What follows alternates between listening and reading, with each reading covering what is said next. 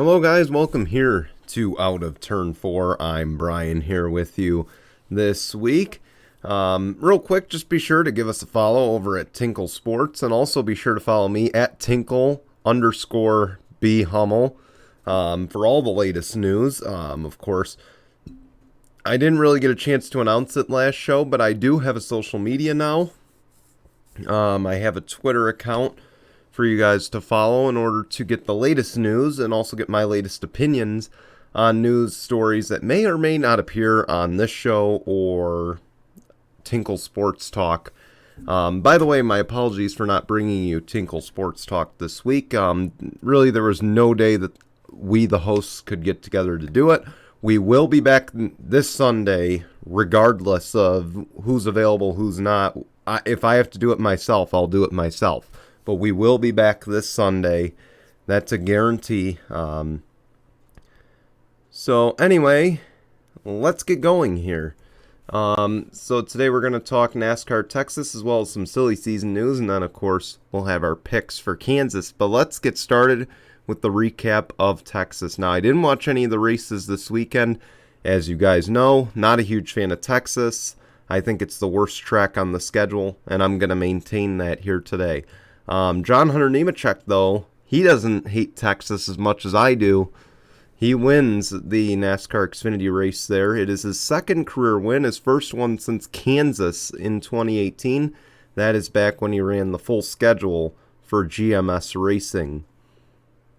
Back when GMS Racing was an Xfinity program as well. He had to overcome a late pit speeding penalty. But nonetheless, congratulations to him. And, of course, the latest news on him, he will be returning to the Camping World Truck Series next season to drive the number 4.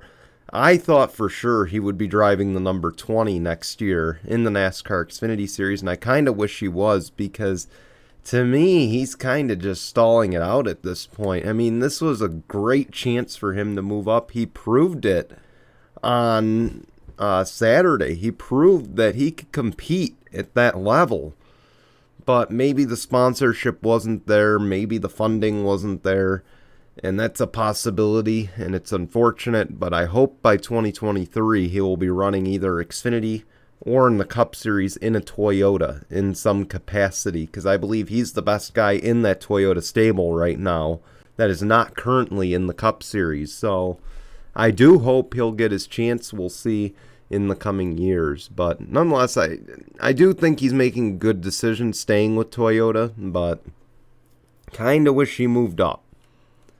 Anyway, on to the Cup Series, though. Kyle Larson, he wins, and he will advance to the Championship 4. It is his 8th win of the season. It has been nothing short of dominant for Kyle Larson, and he absolutely deserves to be in this Championship 4 hunt here. He's just been so dominant, and this has been the comeback of all comebacks for him. I should just note that it has been the comeback of all comebacks, and just phenomenal. What he has done since he's come back into the Cup Series for Ray is just remarkable. So congratulations, Kyle Larson. He is without a doubt now the clear-cut favorite to win the championship. I think he is. He's definitely earned it throughout the year. To be honest, he's played better than Hamlin. He's been better than Chase Elliott. He's been honestly the best guy in the garage, and it's been shocking because we haven't seen this out of Hendrick the last few years. So to see him being competitive at the top level is impressive. It's great. It's great for the sport because, for the last few years, Chevy has been a joke. And now Chevy is looking up. And honestly, I like this. It's not as much Toyota and Ford dominated. Of course, Ford has had a rough year. That, of course, with the exception of Ryan Blaney. And Ryan Blaney's been pretty good. But Brad Keselowski, Joey Logano haven't been as good as they usually are. And then, of course, you look at Stuart Haas Racing, and Stuart Haas, the only winner is Eric Almirola this year. Okay, that is even more shocking because Eric Almirola had an awful start to the year. Shouldn't have even made the playoffs, but somehow made it in. And, of course, Kevin Harvick is the most shocking of it. That he hasn't even won a race this year. And, of course, was eliminated in the round of 12, which is an even bigger shock there. But, again, outside of Hamlin, I just don't know if anybody can take Kyle Larson at Phoenix. And I only say that because Chase Elliott's been inconsistent this year.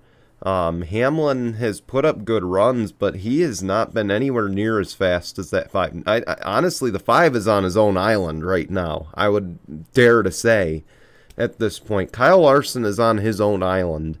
So it's going to take a miracle for a lot of these guys to go into Phoenix and beat him.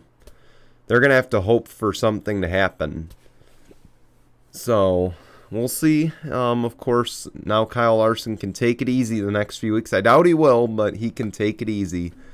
Knowing that no matter what happens at Kansas, what happens at Martinsville, he will be in the championship 4. So congratulations to him. Anyway, let's move on here. This might actually be a very short episode, so again, my apologies. I'm actually recording just a few hours before we're supposed to premiere here.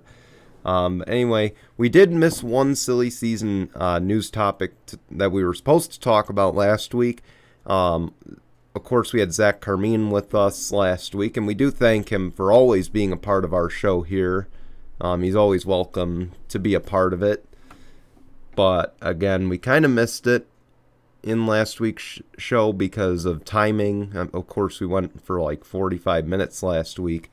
But anyway, this story I think is pretty important. So Ty Dillon will be driving the number 94 for GMS in 2022. Of course, you guys recall GMS Racing had announced last week, they announced that last week, but they had announced earlier in the season that they would be running at most a limited Cup schedule. Now it is a full Cup schedule with Ty Dillon. Again, something unexpected just came out of nowhere right there. They decided to run the full schedule. Of course, charters have been a high demand, much like anything you see on the shelf at a Walmart. It is high demand right now. Yeah, the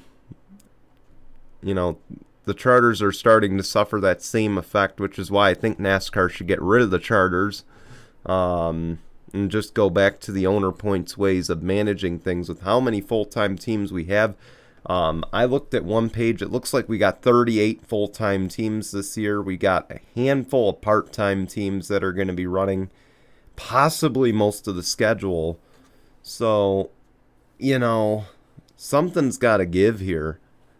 That's all I got to say. Something's got to give. 37, 38 cars full-time. Now it's GMS along with the 2311 group. We still don't know anything about Spire in the 77. That's going to bear watching, but maybe Ty Dillon and GMS could secure the Starcom charter, maybe one of the Rick Ware charters. We're going to talk about Rick Ware in a second. There was big news out of that shop as well this week, or from Bob Pockrass. You will not want to miss this. So, again, I think they'll secure a charter. There are teams that could sell for the right price, and GMS has the money. So, again, something that'll bear watching, much like much of the other stories around this crazy off-season. By the way, another story we missed last week, Laurie Hesmond will be running in the NASCAR Cup Series next season. He'll be running all the road courses for Hesmond Racing. And of course, that team will run a 27 Ford with Jacques Villeneuve being a part of the team. So Jacques Villeneuve may be re-entering the Cup circuit starting next season. And of course, Hesmond is a team over, or I believe it's a merger of two teams over in NASCAR Euro. And of course, Laura Hesmond is one of the NASCAR Euro Series drivers. So great to see how many new teams are coming in. And also keep in mind, this may very well be the truck team that was supposed to move up to the Cup Series for next year, because Rom Brothers is going to be building their chassis, or building their cars and getting them ready to race. So the Rom Brothers, of course, have been no strangers to moving up the ladder in the last few years. They went from, I believe, 1 or 2 truck teams to 3.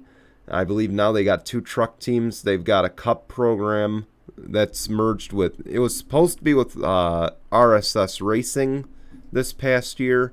Then, of course, Our Motorsports bought out the 23. I believe Rom Brothers had paired up now with MBM and Carl Long, and that was for the number 13, if I'm not mistaken. Please correct me if I'm wrong on any of this, but it's been very clear, though, that the Rom Brothers want to move up in NASCAR, up the grid, and it's shown the last few years that they want to do that. So no surprise here that they are helping out a new Cup team. Maybe their name will be on the car a few races, but Laura Hesmond will be the driver for at least 6 races next year.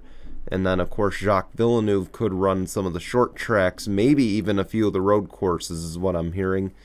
But he will be a big part of this new organization. I just wonder how true this is, though. I mean, I know it was announced already, but I mean, there was supposed to be a Team Canada racing team in the NASCAR Xfinity Series that was supposed to run a few years ago, if you recall. And Jacques Villeneuve was supposed to be the driver full-time, and that fell through. So I'm holding on to this story very loosely of all the silly season news that has come out.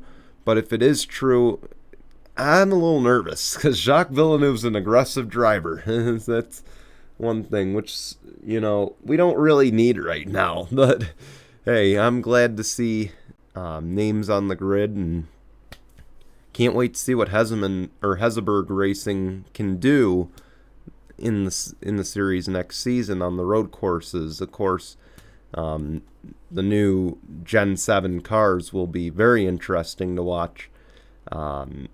The other news that came out, by the way, Rick Ware Racing, 2 big stories out of Rick Ware Racing. One we missed and one that is new for this week, but I'll start with the one we missed. Rick Ware Racing has formed an alliance with Stuart Haas Racing for next year. Again, keep in mind this team is expected to downsize to 2, possibly 3 cars, assuming that they get the sponsorship numbers in their favor. I imagine now, I've also heard rumors that Matt DiBenedetto could be driving one of their cars next year with Ryan Newman in the second. And if that's the case, oh boy, this team is finally taking NASCAR seriously. That could be interesting. That could be a very interesting pairing. So I can't wait to see how true this is. We know that the Stuart Haas Alliance is true, which means this team will run forward all season next year. It would be interesting to see someone actually good drive for Rick Ware Racing. Nothing against Garrett Smithley. I think Smithley's got talent, but he should be in Xfinity right now. Same with, Joey Gase. To me, he's had a shot. He really isn't that good. J.J. Yaley could run the full schedule in Xfinity and be competitive. And then Cody Ware, send him off to IndyCar. You got spots in IndyCar. It seems like he's happy over there. He showed some progress. Maybe he can be competitive in an IndyCar. So, again, I think it'd be good to see Matt DiBenedetto and Ryan Newman drive there, because I think they could compete on a weekly basis. But, time will tell. Again, something I say here a lot. But the other big news, though, out of Rick Ware Racing this week, this is new. So Bob Pockrass tweeted out some news. Of course, keep in mind the rule in NASCAR in the Cup Series level with the charters is the bottom 3 of the chartered teams. The bottom 3 in the owner points could be subject to having to sell their charter, could be subject to repossession of their charter if they finish bottom 3 in 3 consecutive seasons. Now, the 51 has done that the last 2 seasons with regards to that bottom 3. They are currently first of the bottom 3 entering Kansas. Now, of course, this team, keep in mind, now this Rick Ware charter, it is for the 51 car that Cody Ware has driven all year. The 51 also, it should be noted, is a Petty Ware car. So the team name is technically Petty Ware Racing because this is Richard Petty's charter that the team bought, but somehow Petty's name is tied into it. So I guess you could say Cody Ware is a teammate to Eric Jones, but I'm not shocked, to say the least. Rick Ware Racing is just not a good team in the Cup Series. They really have butchered NASCAR for the last handful of years. I've heard, though, that, here's the thing, so NASCAR could repossess this charter and resell it. Of course, there are many buyers out there. We just mentioned GMS Racing will be looking for a charter. We still don't know the status of 2311 Racing, but they could be looking for a charter.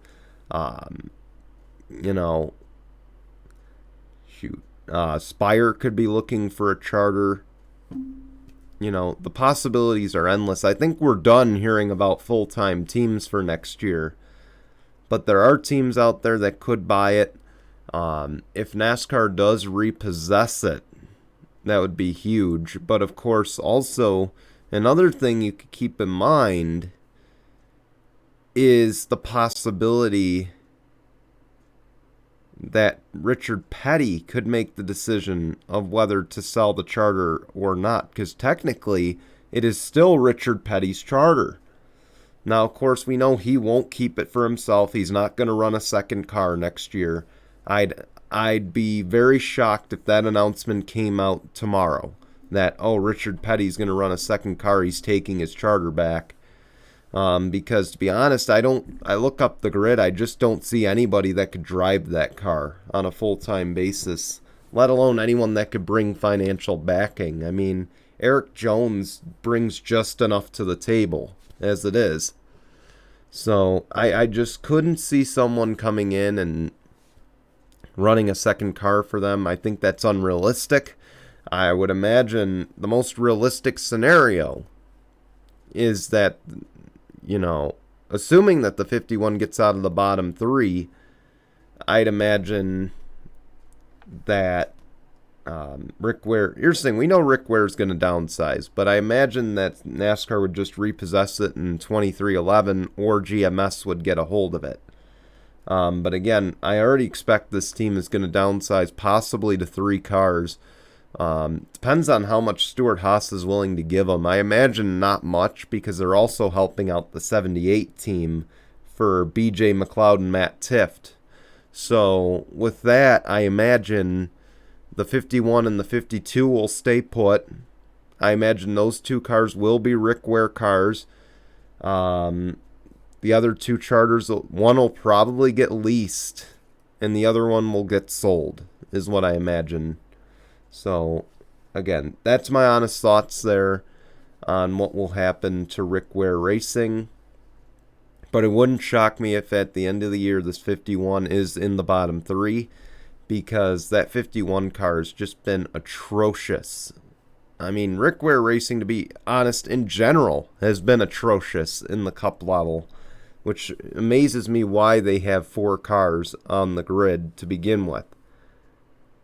So, I believe it was Brad Doherty a few weeks ago, by the way, that said, why would I field 2 cars when why would I field 2 bad cars when I could field 1 good car?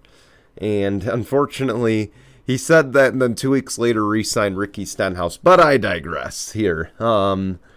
Anyway, let's move on to our predictions for the weekend. I'm actually going to add one this weekend. We haven't talked much F1 recently, but I'm going to go with F1, the American GP that's over at Circuit of the Americas this weekend. I'm going to go with Max Verstappen this weekend. I'm just not going to explain it. I'm just going to pick him. Xfinity Series at Kansas, I'm going to pick Ty Gibbs. It's been a little while. I think he gets back to victory lane. I wouldn't be shocked, though, if AJ Allmendinger or Austin Cindric get it.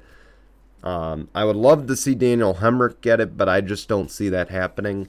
Now, the Cup Series at Kansas, I'm going to take Martin Truex Jr. for the win this weekend. So, those are my picks for the upcoming weekend in racing. So, actually, now that we're done, we got technically 9 minutes until we have to officially be off the air.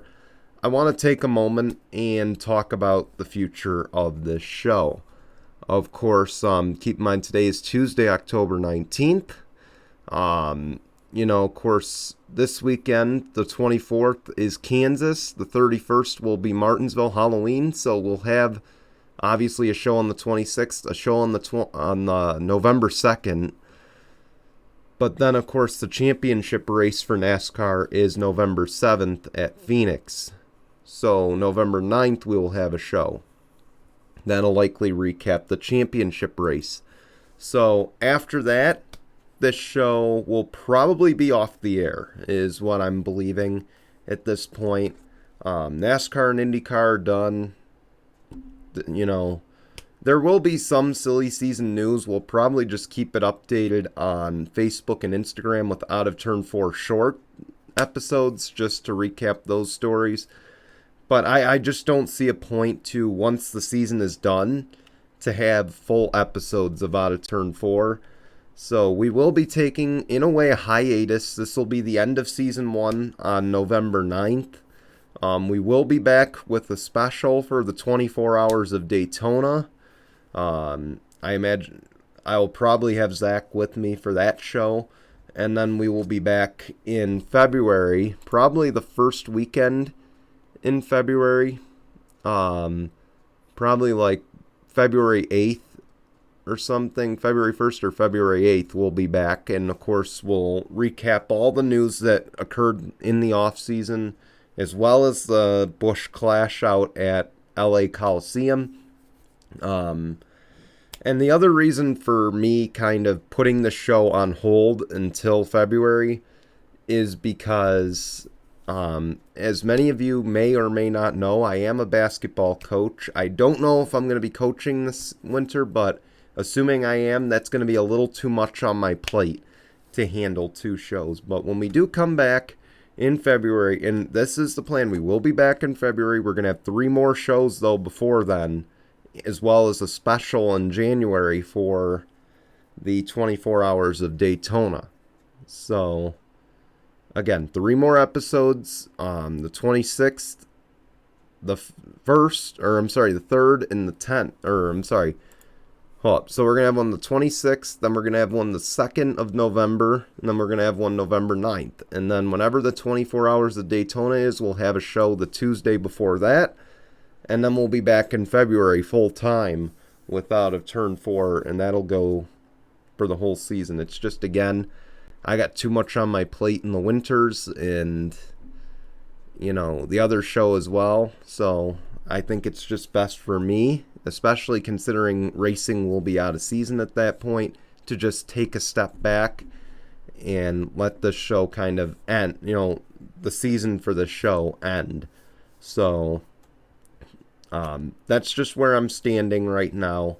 I just want you all to know that in advance. I know it's a few weeks out, but I want you all to know that in advance, so that way it doesn't come as a surprise on November 9th when I'm like, oh, by the way, we're done till February. Have a nice winter. So anyway, and with that, I also want to announce another project. I will be talking about it again on Tinkle Sports Talk on Sunday, by the way. So we have a new initiative this November. We're actually going to be doing some fundraising, as you know. You may know me for just having the beard at this point. I've had a beard pretty much every show we've done. But, so, this this November, we will be doing a No Shave November fundraiser. Of course, now you see the graphic on our screen. That is where you can donate, noshave.org/team/the Tinkle group. We hope you will join in on our fundraiser. Jason and I, for now, will be the only two that are doing No Shave November of all the hosts here on Tinkle Sports and Entertainment.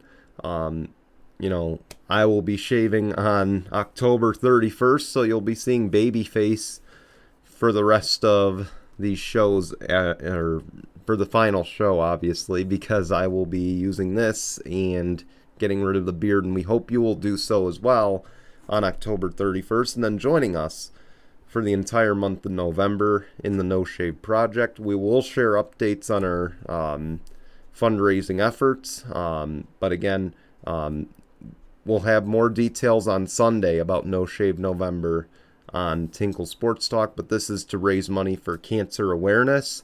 We hope you will join us in that initiative this next month. And again, we hope to see you as well next week when we return with Turn 4. We want to thank you for watching. Until then, guys, goodbye, everyone.